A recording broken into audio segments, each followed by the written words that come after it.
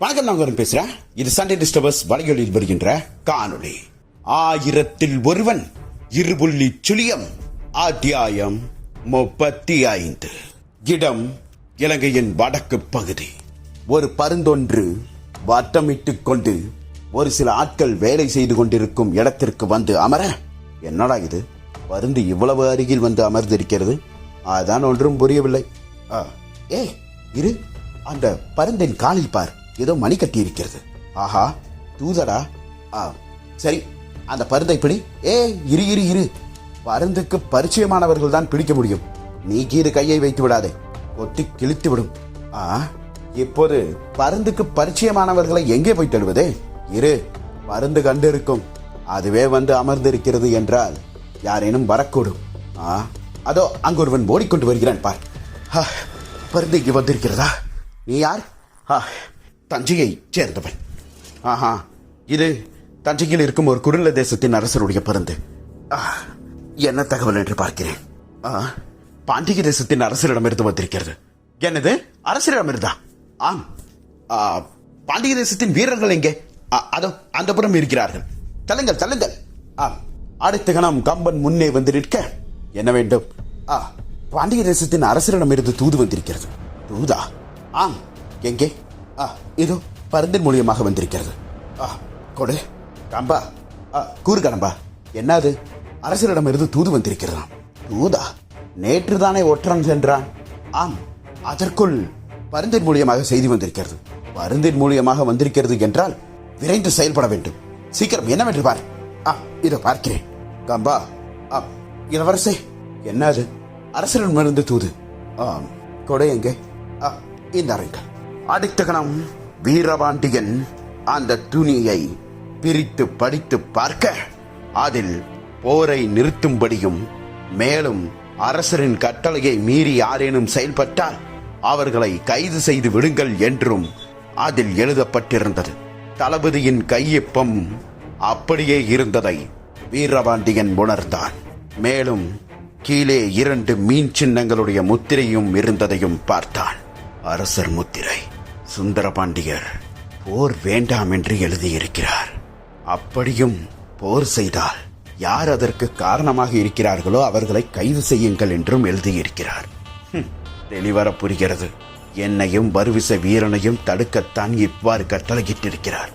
ஆனால் சுந்தரபாண்டியர் எதற்காக இவ்வாறு எழுதியிருக்கிறார்? இந்த சந்திரபானு செய்த காரியத்தை அரசர் மட்டும் இங்கிருந்து பார்த்திருந்தால் பிறகு அவர் ஒருபோதும் அப்படி சொல்ல மாட்டார். இளவரசே, என்ன செய்தி? என்ன? அரசரிடமிருந்து, அதுவும் பருந்தின் மூலியமாக வந்திருக்கிறது. மிகவும் முக்கியமான செய்தியாகத்தான் இருக்கும். என்ன செய்தி? இலங்கையில் நடக்கும் நிலவரத்தை பற்றி கேட்டறிந்திருக்கிறார். ஓ, அப்படியா? ஆம், சந்திரபானுவிடம் எந்த பிரச்சனையும் வேண்டாம் என்றும் எழுதியிருக்கிறார். ஐயோ, அப்படி என்றால்? மேலும் சந்திரபானு ஏதேனும் இடையூறு செய்தால் ஒன்று அவனை அடிபணிய வையுங்கள் என்று எழுதியிருக்கிறார். அடிபணியவா? ஆம். அப்படி என்றால் அரசர் கூற வருவது என்ன என்று நீக்குழலன் கேட்க, நீக்குழலனை பார்த்தார் வீரபாண்டியனும். அதொன்றும் இல்லை நீக்குழலா, ஒன்று போர் செய்யுங்கள். அப்படியும் தடுக்க முடியாத ஏதோ ஒரு காரணத்தினால் நாம் போர் செய்யும் நேரம் அல்லது தருணம் ஏற்பட்டாலோ இலங்கை அரசன், அதாவது தற்போதைய இலங்கை அரசனான சந்திரபானுவை மண்டியிடச் செய்ய வேண்டும் என்று கூறியிருக்கிறார். இளவரசே, போரை நிறுத்த சத்தியமாக முடியாதேனே. அவன் எவ்வாறு நம்மை போர் கலைத்தான் என்று வந்து பார்த்தீர்கள் அல்லவா? ஆகையால் நீக்குழலன் கூறுவது போரை நிறுத்தக்கூடாது அல்லவா? இல்லை, அப்படி சரி, நீக்குழலன் கூறுவதை விட்டுவிடலாம். நீங்கள் என்ன கூறுகிறீர்கள்?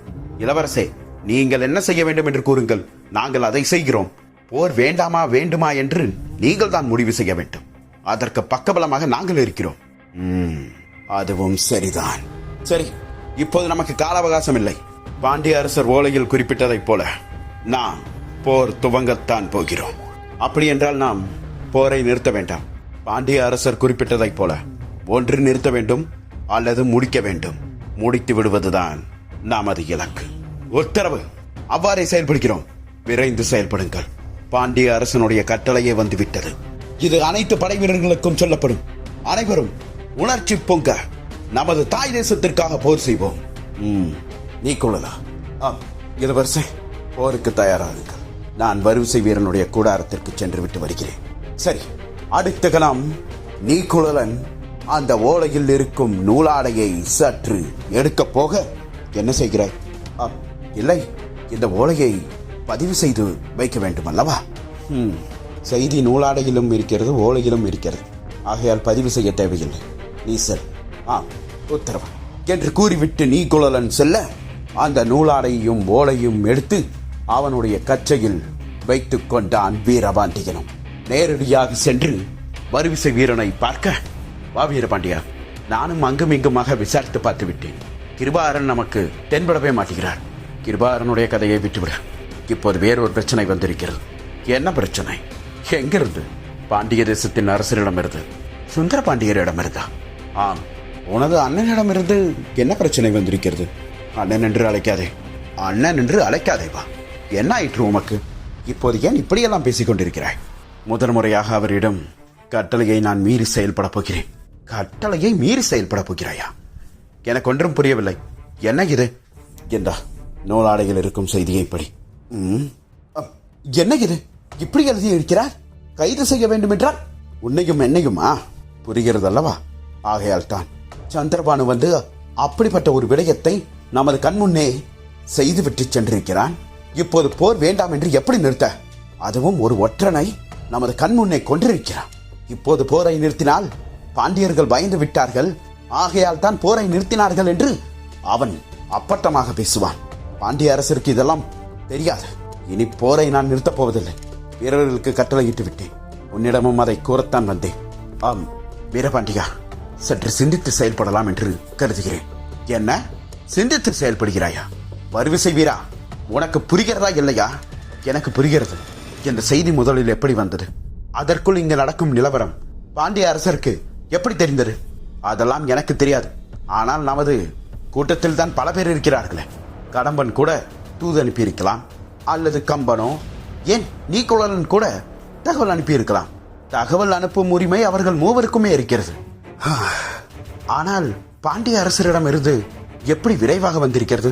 இத பார், தஞ்சையில் இருக்கும் ஒரு குறுநில தேசத்தின் அரசருடைய முத்திரை இங்கிருந்துதான், அதாவது அவருடைய ஓலையிலிருந்துதான் அரசர் தகவல் கொடுத்திருக்கிறார். பார்த்து விட்டேன். தளபதியுடைய கையொப்பம்தான். மேலும் பாண்டிய தேசத்தின் முத்திரையும் இருக்கிறது. சந்தேகத்திற்கு இடமே இன்றி விடயங்கள் நடந்து வருகிறது. அப்படி பார்க்க போனால் தஞ்சை வரை பாண்டிய தேசத்தின் அரசர் வந்துவிட்டார்.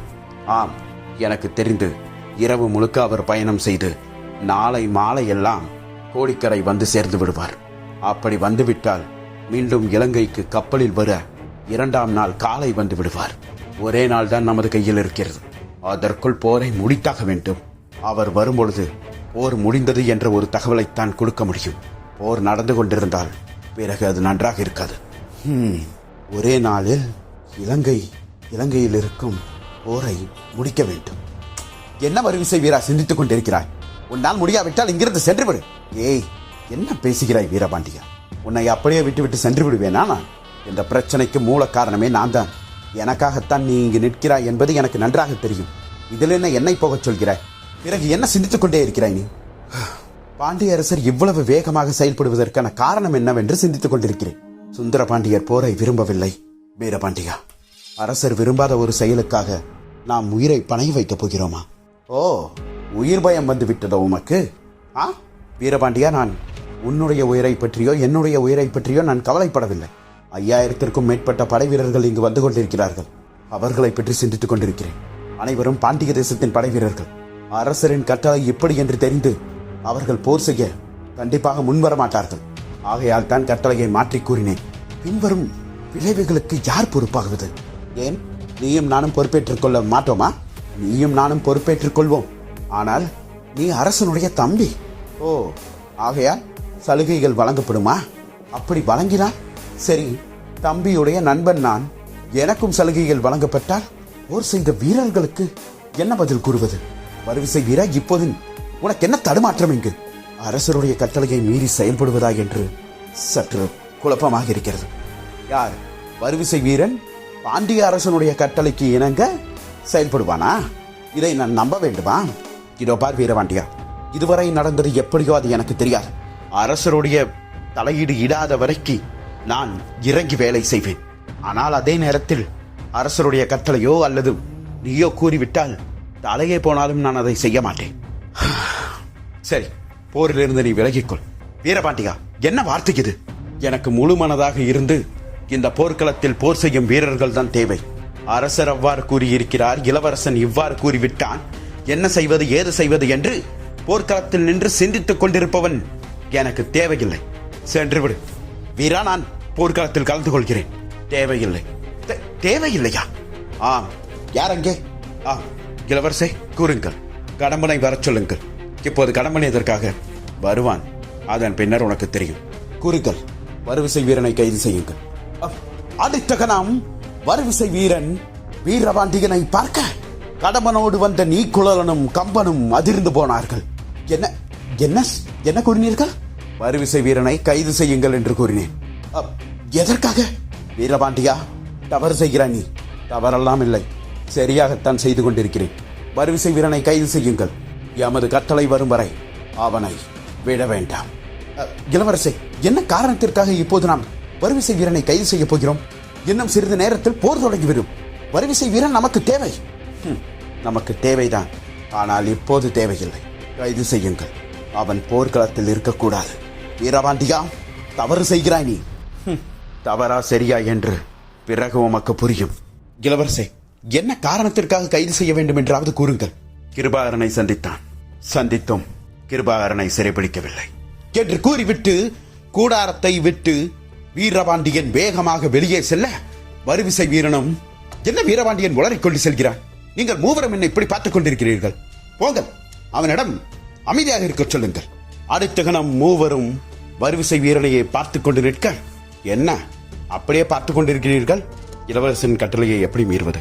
அப்படி என்றால் மன்னித்து விடு வருவிசை வீரா என்று கூறிவிட்டு அடுத்த கணம் வருவிசை வீரனுடைய கையில் விலங்கை பூட்ட, வருவிசை வீரனும் எதுவும் பேசாமல் நின்றான். அங்கிருந்த கடம்பனும் வருவிசை வீரனை அழைத்துக் கொண்டு சென்றான். ஆங்காங்கே இருந்த வீரர்கள், அது என்ன, வருவிசை வீரன் கையில் விலங்கா? தெரியவில்லையே.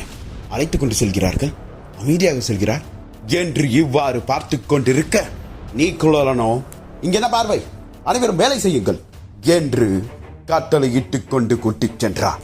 அதே மற்றொரு முனையில் சந்திரபானு அவனுடைய படை தளபதிகளும் அமைச்சரோடும் அமர்ந்து கொண்டிருந்தான்.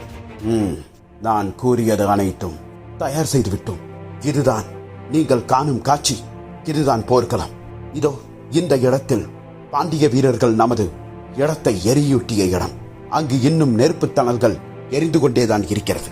இதோ இந்த புறம் அடர்ந்த காடு. இதுதான் மத்திய இடம். இங்குதான் போர் நடந்தால் நடக்கக்கூடும். நம்மிடம் எத்தனை படை வீரர்கள் இருக்கிறார்கள்?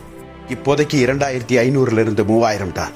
பாண்டிய தேசத்தின் படை வீரர்கள் 5000 பேர் சேர்ந்து விட்டார்களாம். இன்னும் படை வீரர்கள் வரக்கூடும் என்று தகவல் வந்திருக்கிறது.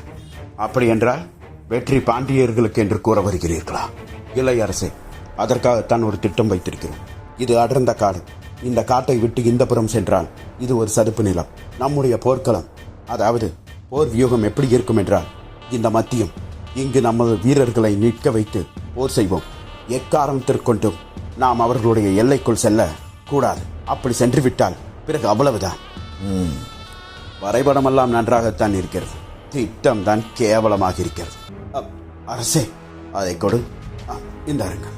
நான் சொல்வதை நன்றாக கேட்டுக்கொள்ளுங்கள். மத்திய இடத்தில் நமது வீரர்கள் தான் முன்னேறி சென்று போர் செய்ய வேண்டும். அவ்வாறு செய்தால் ஆபத்து நமக்குத்தான். சொல்வதை முழுமையாக கேளுங்கள். முதன்மை தளத்தில் நமது வீரர்கள் தான் பாண்டிய வீரர்களை எதிர்த்து போர் செய்ய வேண்டும். முன்னேறி போர் செய்து கொண்டே இருக்க வேண்டும். ஒரு கட்டத்தில் பாண்டியர்களுடைய கை கண்டிப்பாக ஓங்கும். அப்போது பின்னடைந்து விடுங்கள். பின்னடைந்தால் அவ்வளவுதான், நம்மை விரட்டி அடித்தே கொள்வார்கள். பின்னடைவது நடிப்பு. அப்படி என்றால் பின்னடைந்து கொண்டு வந்து கொண்டே இருங்கள். சிலர் முன்பே நெருப்பு மூட்டிய இடத்தின் பக்கம் சென்று விடுங்கள். அங்கு நெருப்பு தணல்கள் இன்னும் இருப்பதால் அங்கு போர் செய்வது கடினம். மறைந்திருந்து தாக்குங்கள். மற்றொரு இடத்தில் அடர்ந்த காட்டுக்குள் சென்று விடுங்கள். அங்கிருந்தும் மறைந்திருந்து தாக்குங்கள்.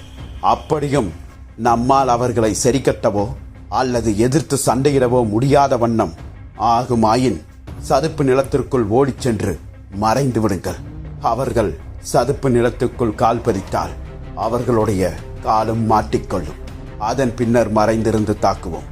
நேரடியாக 3000 படை வீரர்களை வைத்து பாண்டியர்களிடம் போர் செய்வது முட்டாள்தனம்.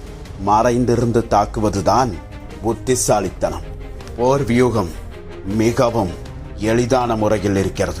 அனைத்து வீரர்களுக்கும் இதையே பின்பற்றச் சொல்லுங்கள். 3 படை வீரர்களை, அதாவது யாரேனும் ஒரு வீரன் 3 பாண்டிய படை வீரர்களை கொன்றால் அவர்களுக்கு தக்க சன்மானம் வழங்கப்படும் என்று கூறுங்கள். இது போதும். எமது வீரர்கள் பாய்ந்து பாய்ந்து போர் செய்வார்கள். அதைத் தொடர்ந்து அந்த வரிவிசை வீரனுடைய உயிர் மட்டும் எனது கையில் கொடுத்து விடுங்கள். எனது மார்பில் ஏற்றி உதைத்த அவனை, அவனுடைய மார்பில் துளையிட்டு அவனுடைய உடலில் இருக்கும் இதயத்தை எடுத்து எனது காலாலேயே நசுக்கி போட வேண்டும். விரைந்து செயல்படுங்கள் உத்தரவரசு என்று கூறிவிட்டு அனைவரும் அவரவர்களுடைய வேலையை செய்ய ஆரம்பித்தார்கள். காத்திருப்போம் அடுத்த அத்தியாயத்திற்காக. நன்றி, வணக்கம்.